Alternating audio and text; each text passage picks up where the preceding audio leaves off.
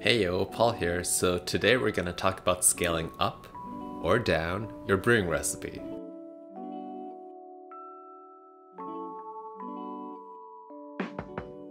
So imagine this scenario.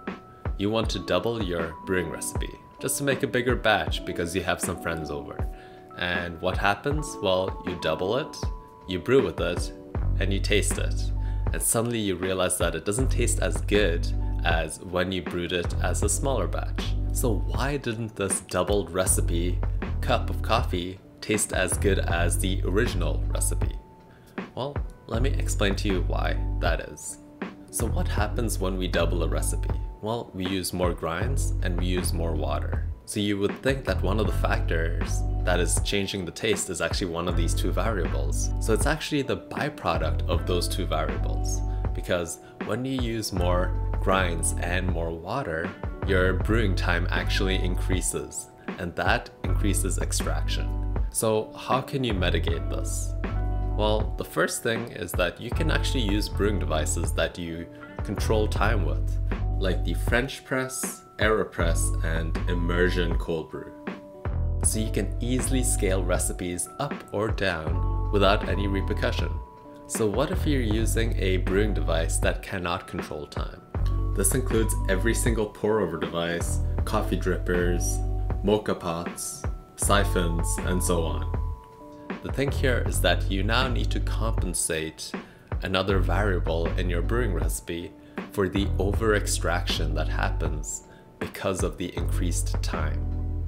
Now first you need to identify that when you're scaling up a recipe, you are over-extracting your cup. So if you start off from a recipe that has a balanced cup, and then you scale up your recipe, that cup will become over-extracted due to the extra time that it's brewing. How can we compensate for that? Well, you make sure to change another variable that will then extract less. Now, if you scale down your recipe, suddenly you are under-extracting your cup of coffee because the time gets shorter. If you want to learn more about extraction and coffee, check out the video in my description talking about the basics of extraction. So some other things you need to keep in mind when scaling your brewing recipe is that most brewing devices have a threshold for their maximum and minimum amount of coffee you can brew with it. So let's take a pour-over device in this example, and we will scale a recipe down to 5 grams of coffee. Can you brew a balanced cup of coffee with just 5 grams?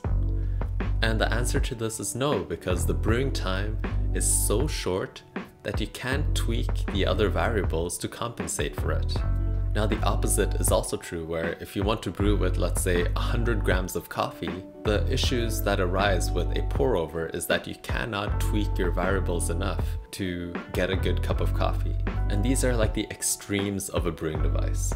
So you need to play around within those extremes. So another thing to keep in mind is that when you're scaling up your recipe, it actually becomes easier to brew a balanced cup of coffee.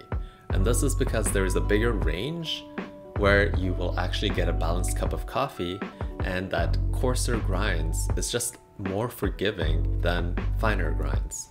I hope you've learned something cool about scaling up or down your brewing recipes. It's one of those concepts that you don't really think about, but when you actually put it in practice and try it at home, you realize that something's off, but you can't really put your finger on it.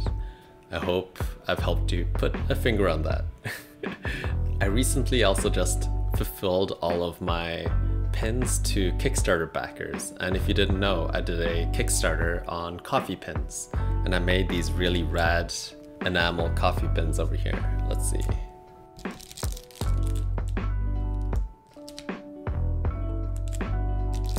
And I'm really happy about how they turned out. They look really awesome and cool.